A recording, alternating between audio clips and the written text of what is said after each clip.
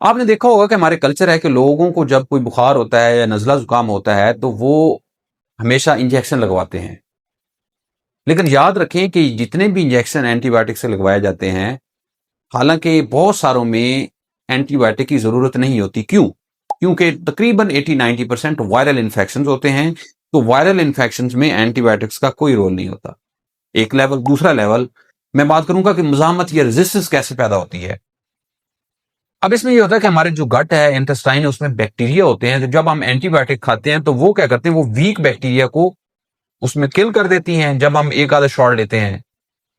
और हम उसकी अगर डोज और ड्यूरेशन पूरी नहीं करते, जो कि यूजली 5 से 14 दिन होता है, तो वही जो बैक्टीरिया, रेजिस्टेंट बैक्टीरिया, वो रिप्रोड्यूस करके ज्यादा ग्रो करते हैं और वो ज्यादा रेजिस्टेंस पैदा करते हैं उसी एंटीबायोटिक के खिलाफ।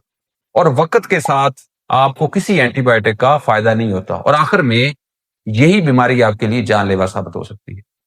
इस वीडियो को तफसील से देखने के लिए नीचे आप लिंक पे जाएं और पूरी वीडियो देखें और मजीद इस तरह की वीडियोस के लिए हमारे चैनल को फॉलो करें।